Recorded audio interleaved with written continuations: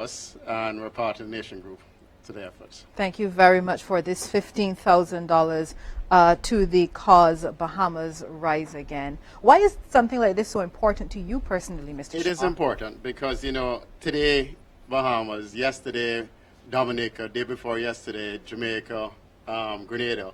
So Barbados has been very lucky.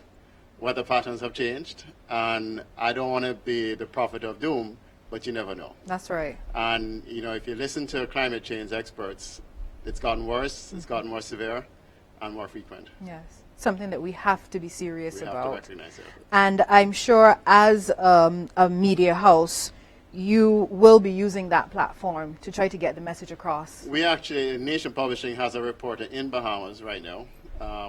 Anmar Goodrich Voice. Yes. That's right. And we're also there with our sister company, which is Express out of Trinidad.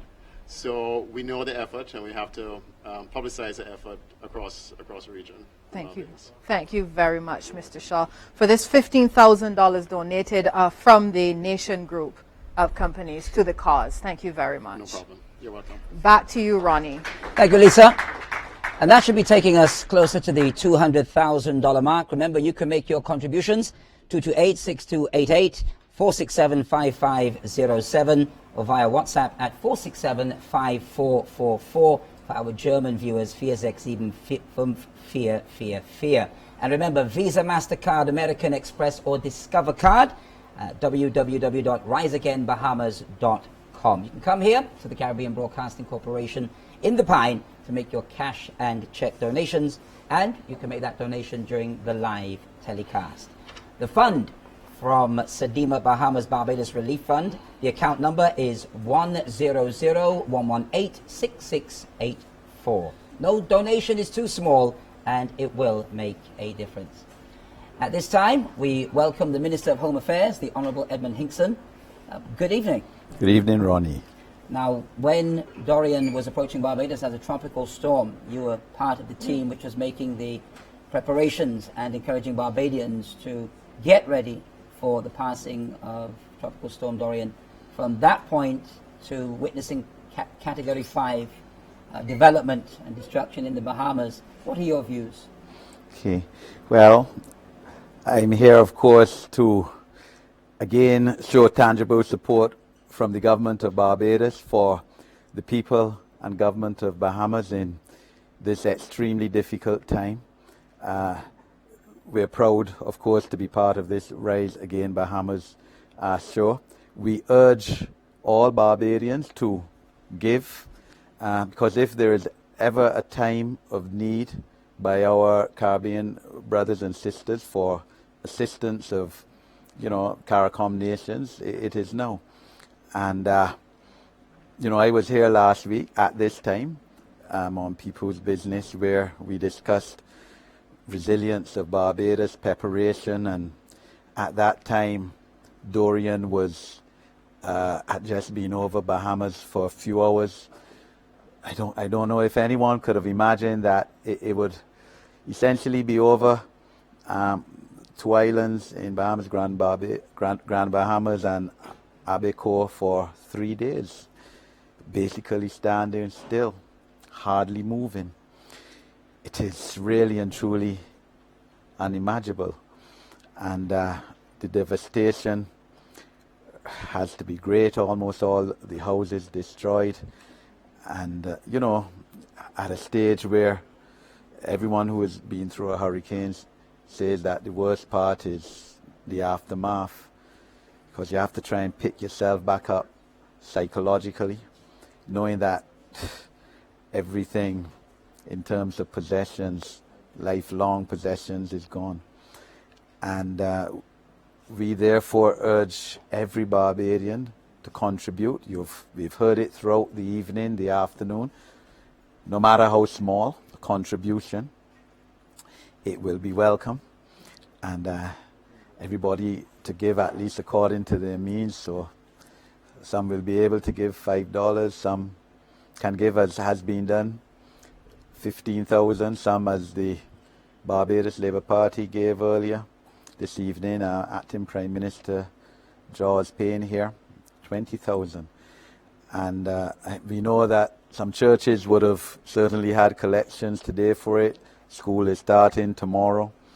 And we would urge, schools to collect as well, because children have to understand what about empathy and civic duty, Christianity.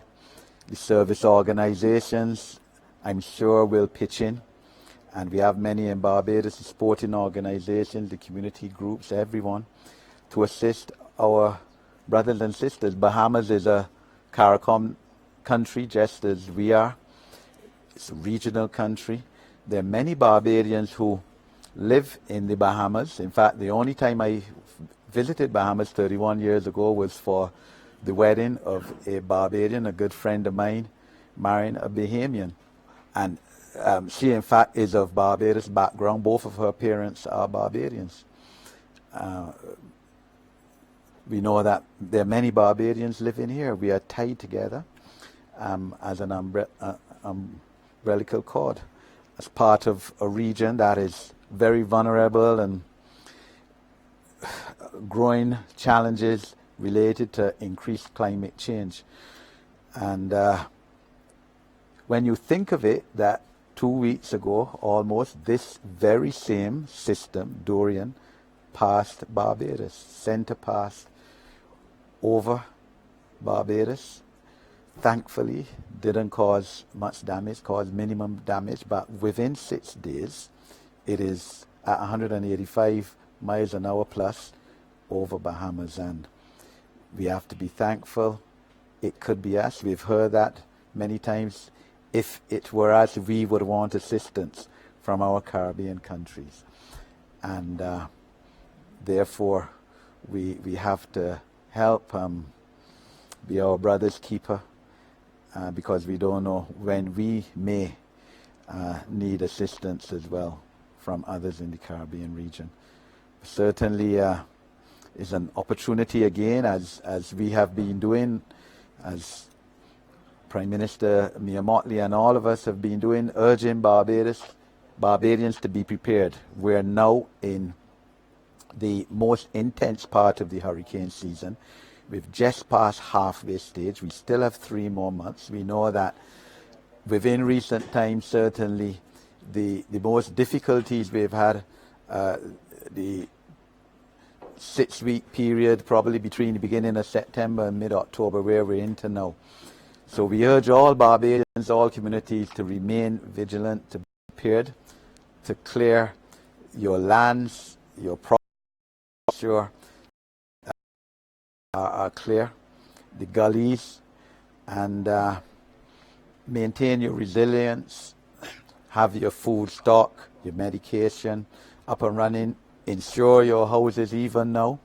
You can go and insure your properties. I mean, what happened last week in Bahamas is just another reminder of what can happen in Barbados. Finally, much has been said about the request for cash.